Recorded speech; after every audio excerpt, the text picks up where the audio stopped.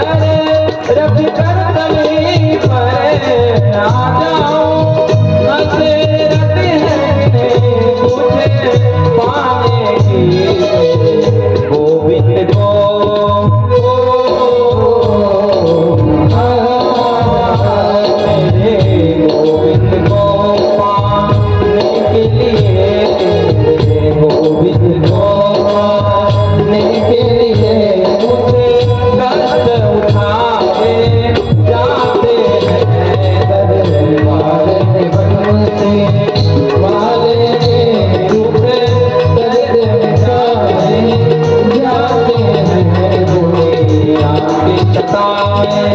लोग यहाँ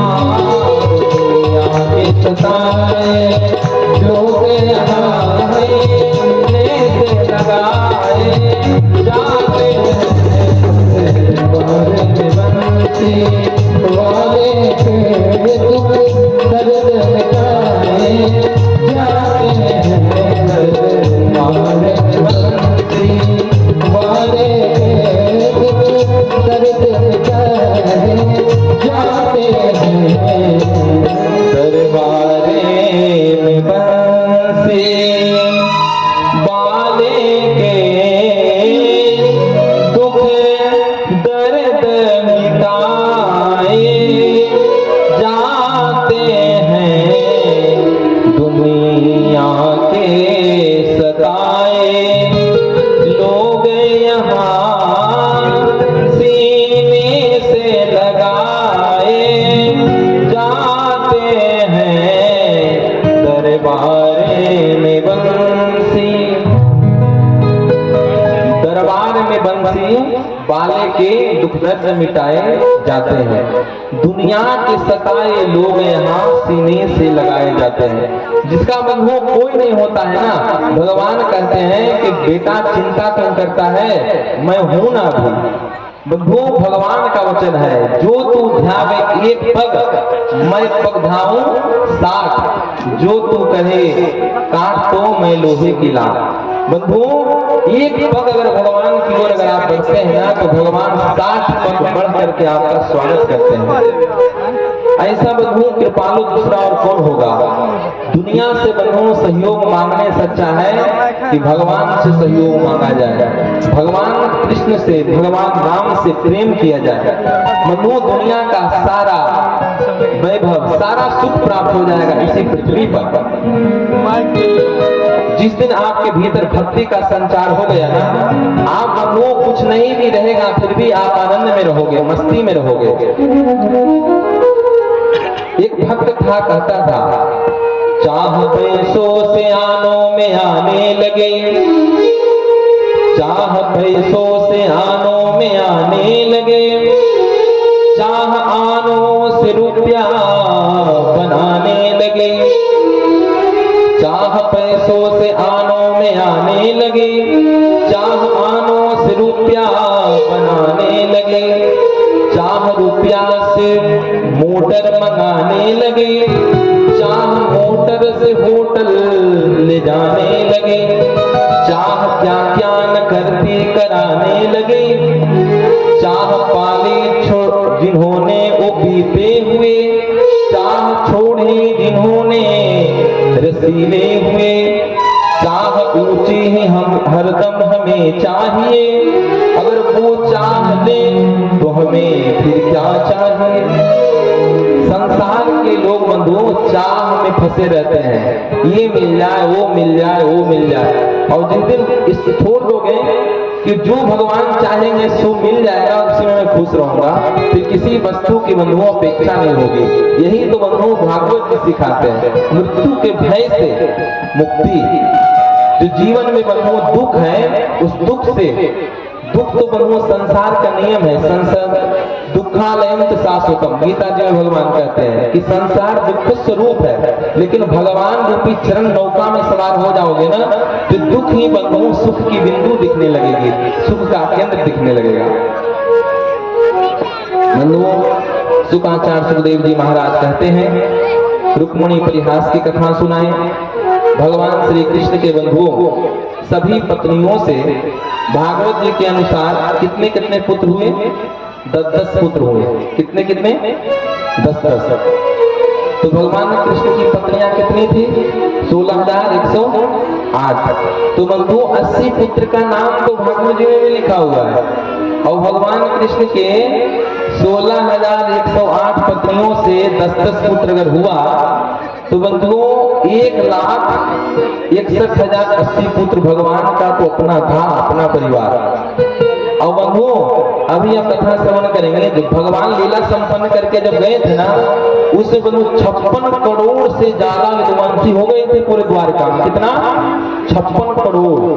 उतना बंधु भगवान कृष्ण का अपना परिवार था। बंधु सुखदेव जी महाराज कहते हैं परीक्षित अनिरुद्ध जी की 2 विवाह की कथा सुनाए सुखदेव जी, प्रद्युम्न जी महाराज की 2 विवाह की कथा श्रवण कराए, राजा नृग की कथा सुनाए। बंधुओं कभी भी ब्राह्मणों का धन के हरण नहीं करना चाहिए। ध्यान से सुनिएगा, बस 2 मिनट की कथा मैं सुनाकर आपको श्री सुदामा जी महाराज का पावन चरित्र सुनाने वाला हूँ। बंधुओं कभी भी जीवन में ब्राह्मणों का जो धन हरण करता है, चाहे जाने में चाहे अनजाने में, उस व्यक्ति को गिरगिट बनना पड़ता है।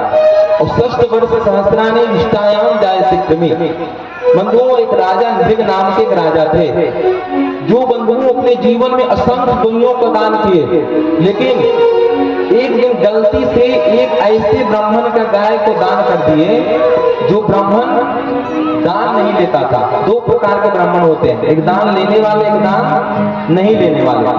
तो क्या हुआ कि जो ब्राह्मण दान नहीं लेते थे उनका गाय जाकर के नृग के गायों में झुंड में मिल गया। परिणाम यह हुआ कि राजा नृग प्रतिदिन हजारों गायों का दान करते थे।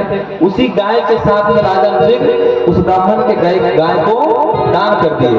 और परिणाम क्या हुआ कि जो ब्राह्मण गाय दिए थे ना, वो ब्राह्मण जब गाय लेकर के जा रहे थे तो जिस ब्राह्मण का गाय था वो रास्ते में मिल गया। बोला ये गाय को लेकर के तुम कहाँ जा रहे हो? बोले राजा नृग मुझे दान में दिए हैं। अरे हमारी गाय को राजा को देने के क्या अधिकार है? ये तो गाय हमारी है। तो चलो महाराज से पूछेंगे कि हमारी गाय को दान क्यों किए। दोनों गए कहाँ? राजा नृग के पास में। और बंधुओं राजा नृग जब अपने सेवकों से बोले कि भैया ये गाय किसका है, तो बोले महाराज ये गाय हमारी नहीं है। क्षमा मांगे कि हे ब्राह्मण देवता, एक गाय के बदले 10 गाय आप ले लो, लेकिन हमें क्षमा कर दो। वो ब्राह्मण नाराज होकर चला गया, महाराज बिना सोचे समझे हमारी गाय को दान आप कैसे कर दिए? परिणाम क्या हुआ? वो ब्राह्मण तो चला गया और जो ब्राह्मण को दान दिए तो भी नहीं लिया। बोला महाराज किसी दूसरे के गाय को दान आप करते हो, मैं भी नहीं लूंगा। समय आगे बढ़ा, राजा नृग की मृत्यु हुई। यमराज के सामने बंधुओं राजा नृग पेश हुए। यमराज कहते हैं महाराज आप अपने जीवन में असंख्य गायों का दान किए हैं, उस पुण्य के बदले आपको दिव्य स्थान मिलेगा, लेकिन आप अपने जीवन में एक पाप किए हैं। तो पहले पाप का परिणाम भोगना चाहते हो तो पुण्य का परिणाम भोगना चाहते हो? राजा नृग सोचे कि पुण्य का परिणाम तो मैं कभी भी भोग लूंगा, पहले पाप का ही भोग लूंगा। बोले महाराज भगवान मैं पहले अपने पाप का प्रभाव भोगना चाहता हूँ। ठीक है जाओ गिर जाओ। और जैसे ही राजा नृग गिरे तो क्या हुआ? बंधु गिरगिट योनि में पड़ गए थे। आज बंधुओं भगवान कृष्ण के पुत्र गए खेलने के लिए, एक विचित्र गिरगिट दिखी और भगवान कृष्ण जैसे इस गिरगिट को स्पर्श किए कि राजा नृग अपने स्वरूप में आ गए। सारी कथा सुनाए कि भगवान इस प्रकार से हमारा ये गिरगिट योनि मुझे प्राप्त हुआ। बंधुओं जो व्यक्ति ब्राह्मणों के धन का हरण करता है, ब्राह्मणों को धन को खाता है, उसको बंधुओं गिरगिट योनि प्राप्त होता है। यह राजा नृग की कथा सुनाए, पौंड्रक उद्धार की कथा सुनाए। सुखदेव जी महाराज कहते हैं कि हे परीक्षित, आज पांडव लोग राजसु यज्ञ करना चाहते हैं और उसी यज्ञ में नारद जी महाराज का आगमन हुआ। नारद जी महाराज जब गए तो पांडव लोग बोले कि भगवान हे नारद जी आप जाइए द्वारका में जाकर के भगवान को निमंत्रण पत्र सुनाइए कि हम लोग राजसु यज्ञ करना चाहते हैं। बंधुओं सुखदेव जी महाराज कहते हैं परीक्षित नारद जी पहुंचे कहा? द्वारका। और द्वारका में जब नारद जी गए ना तो नारद जी भ्रमित हो गए। नारद जी भी बंधुओं भगवान की लीला को समझ नहीं पाए। क्या कैसे? नारद जी सोचे कि अरे भगवान कृष्ण 16,108 विवाह किए हैं तो सब पत्नियों के साथ में कैसे रहते होंगे? बंधुओं, भगवान कृष्ण जब बाहर जाते तो एक रूप और अंदर प्रवेश करते ना 16,108 रूप धारण कर लेते थे। तो नारद जी क्या किए, कभी 5 नंबर के कमरा में जाते तो भगवान अपने बच्चों के साथ में कुछ युद्ध अभ्यास कर रहे थे। कभी नारद जी 6 नंबर कमरा में जाते तो भगवान अपने पत्नियों के साथ में वार्तालाप कर रहे थे। कभी नारद जी महाराज पहले से सीधा 4 नंबर कमरा में पहुंच जाते, कभी 10वें नंबर में, कभी 12वें नंबर में, और जहां जाते वहीं भगवान को पाते थे।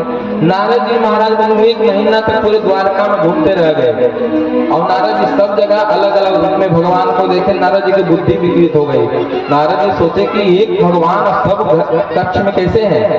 भगवान बंधु उधर से आए, नारद जी को देखे। नारद जी आज इस द्वारका में कैसे पधारे।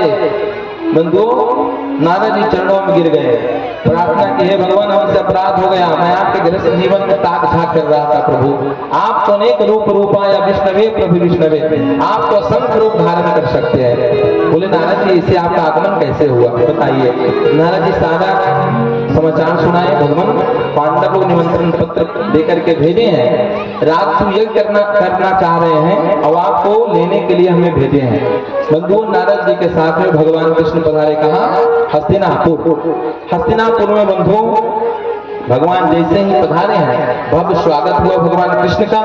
सुखदेव जी महाराज कहते हैं कि भगवान बोले कि हे युधिष्ठिर जी, राजसू यज्ञ एक ही परिस्थिति में किया जाता है, तब जब आप इस पृथ्वी के सारे राजाओं को जीत लिए हैं तो राजसू यज्ञ कर सकते हैं। तो क्या आपने इस पृथ्वी के सारे राजाओं को जीत लिए? वो युधिष्ठिर जी कहते हैं महाराज हे प्रभु, कुछ राजाओं को हम जीत लिए हैं, कुछ राजा हमें सहमति दे दिए हैं, लेकिन एक ही राजा ऐसा है जिसको जीतना हमारी बस की बात नहीं है। बोले कौन? बोले जरासंध।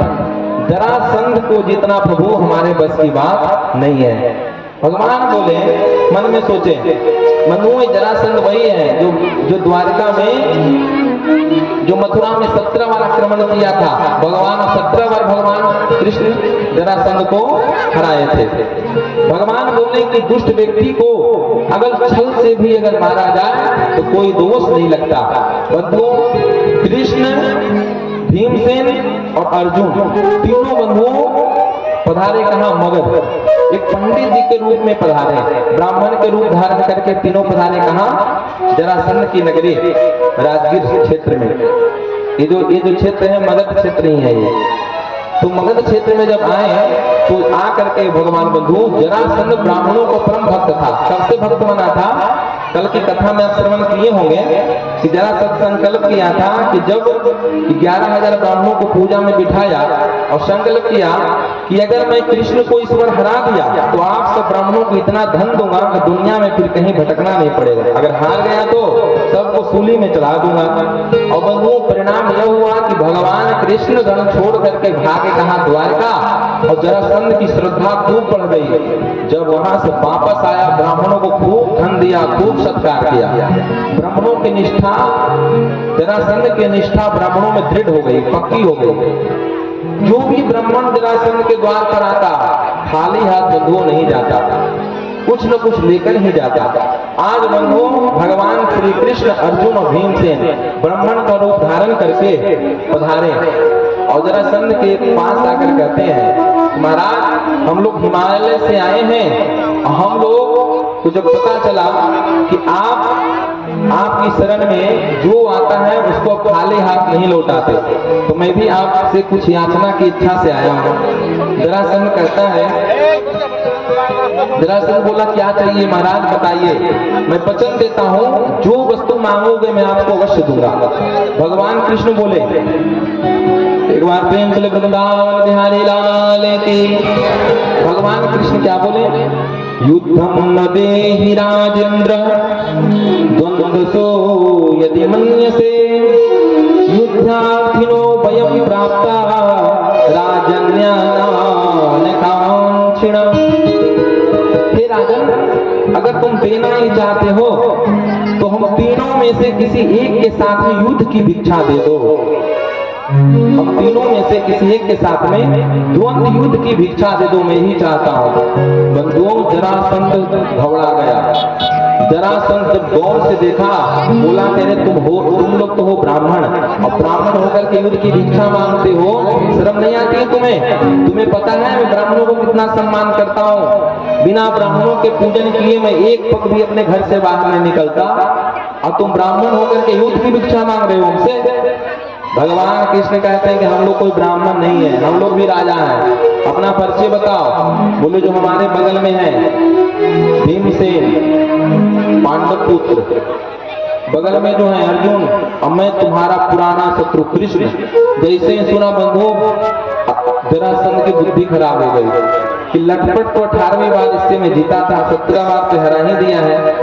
तो जरासंध बंधुओं क्या कहता है, अयम तू वयसा तुल्य नाति सत्तो न मे सना अर्जुनो न भवेद योद्धा भीमस्तुल्य बलो मम।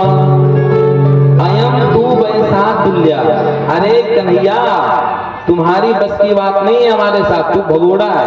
हमारे डर से ऐसा भागा कि समुद्र की शरण ग्रहण कर ली है, तुम्हारे साथ युद्ध करने का सवाल ही नहीं होता है। और रहा ये अर्जुन, स्वयं डर रहा है, जान रहा है कि लटपट तो जीता हूं, अगर इस बार हार गया तो सारा किए कराए में पानी फिर जाएगी। स्वयं डर रहा है, लेकिन भगवान को कहता है तुम डरपोक है, डरपोक के साथ में युद्ध नहीं करता। और ये अर्जुन तो 1.5 अवधि का है, इससे मैं क्या युद्ध करूंगा, तो नाती पोता जैसा मेरा दिख रहा है। हाँ, तो रही बात भीमसेन की, तो भीमसेन है मेरे बराबरी के, मैं भीमसेन के साथ में युद्ध करूंगा। बंधुओं, जब ये बात जब जरासंध ने कहा ना, तो भीमसेन फूल करके कुप्पा हो गए। सोचे कि वाह, अर्जुन को फेल, कृष्ण को फेल, मुझे पास किया, यानी मेरे बाहुओं में खूब ताकत है।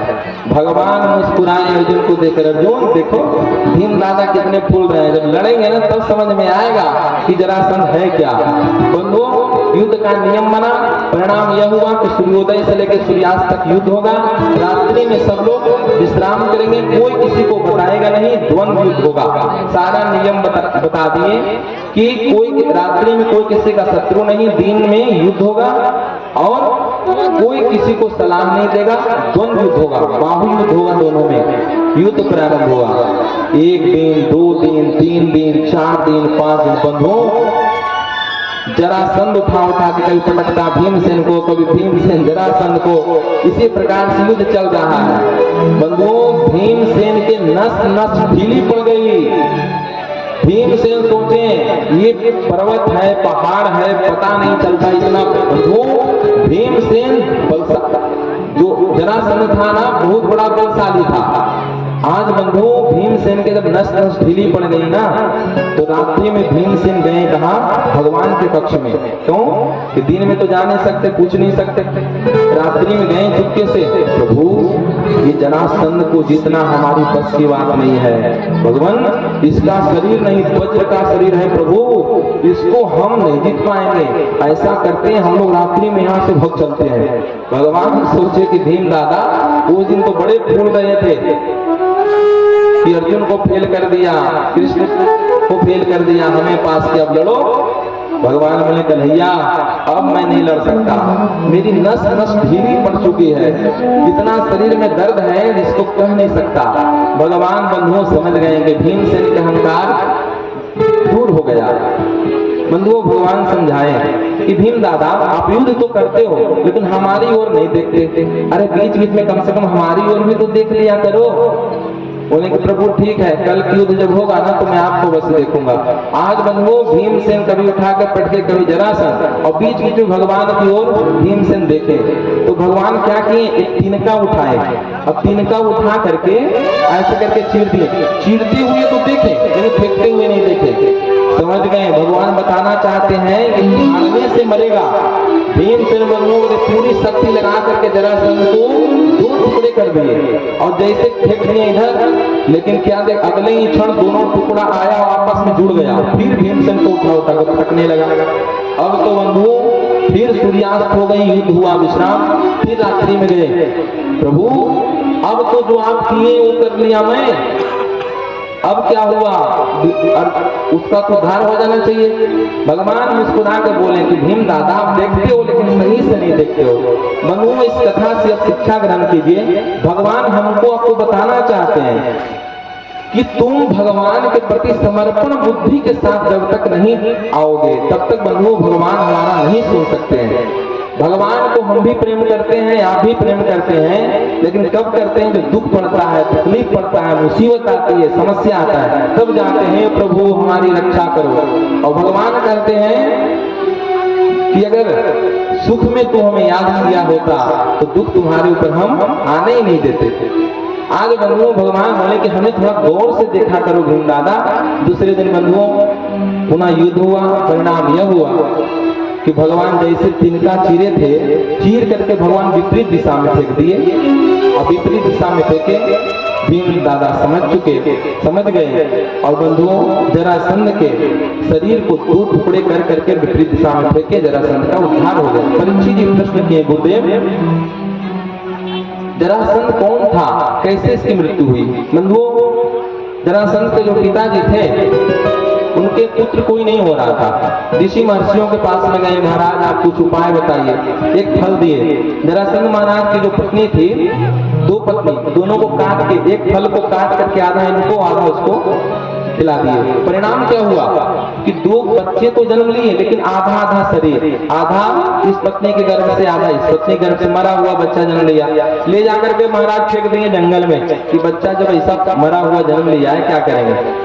उसी वन में बंधु जरा नाम की राक्षसनी इधर से उधर घूम रही थी। वो क्या की, वो सोची कि पुतला कहाँ से पड़ा हुआ है, तो ले उठा करके ऐसे नाचते हुए जा रही थी। जैसे ही बच्चे को स्पर्श कराए कि दोनों बंधुओं संधि हो गया, यानी कि जरा नाम क्या पड़ा, जरासंध। जरा नाम की राक्षसनी ने संधि करने के कारण नाम पड़ा जरासंध। तो उस जरासंध का उद्धार ही बंधुओं इसी तरीका से होना था। बंधुओं इस प्रकार भगवान जरासंध का उद्धार करा करके सुखदेव जी कहते हैं परीक्षित यही जरासंध के मुकुट को तुम्हारे बाबा उठा करके ले आए, कहा हस्तिनापुर, और मुकुट ला करके रख दिए अपने खजाना में। ध्यान रखिएगा, ये इसी मुकुट से बंधुओं कथा आगे बढ़ेगी। यही मुकुट परीक्षित जी महाराज पहने थे, इनको 7 दिन में मरने का श्राप लगा था। भगवान पधारे, कहा हस्तिनापुर में बंधुओं सुंदर वहां राजसूय यज्ञ प्रारंभ हुआ। उस राजसूय यज्ञ में यह भाव आया कि सबसे अग्र पूजा किसकी जाए, तो उसी यज्ञ में बैठे थे सहदेव जी। बोले हमारे सबसे आराध्य हमारे भगवान कृष्ण हैं। उसी यज्ञ में बंधुओं शिशुपाल बैठा था, गिन गिन करके 100 गाली दिया। भगवान कृष्ण के हाथों से सुदर्शन चक्र निकला और शिशुपाल का उद्धार कर दिया। लेकिन शिशुपाल का जो प्राण पुंज था भगवान में प्रवेश किया। नारद जी, युधिष्ठिर जी महाराज रोने लगे कि प्रभु, हे युधिष्ठिर, नारद जी देखिए तो सही, शिशुपाल कितना बड़ा दुष्ट था, गिन गिन करके भगवान को इतना गाली दिया, लेकिन भगवान कितनी करुणा के सागर हैं कि शिशुपाल को सायुज्य मुक्ति दिए। बंधुओं सारूप्य मुक्ति, सालोक्य मुक्ति, सायुज्य मुक्ति। सायुज्य मुक्ति क्या होती है?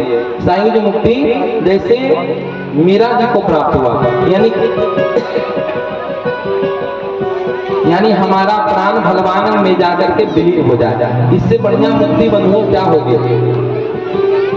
आज बंधुओं शिशुपाल का जो प्राण पुंज था भगवान में जाकर के प्रवेश कर गया। नारद जी बंधुओं कथा श्रवण कराए कि शिशुपाल जो था, शिशुपाल और दंतवक्त, ये बंधुओं भगवान नारायण के द्वारपाल था। प्रथम जन्म में यही दंतवक्त और शिशुपाल क्या बना था? हिरण्याक्ष हिरण्यकश्यप बना था। तो हिरण्याक्ष बन करके भगवान हिरण्याक्ष का वध करने के लिए बराह रूप धारण किए थे, हिरण्याक्ष को उद्धार किए। नरसिंह रूप धारण करके बंधुओं हिरण्यकश्यप का भगवान उद्धार किए थे। यही दूसरे जन्म में रावण कुंभकर्ण बना, भगवान राम इसका उद्धार किए। यही तीसरे जन्म में जब दंतवक्त शिशुपाल बना, भगवान इसका उद्धार करके इसको सायुज्य मुक्ति प्रदान कर दिए।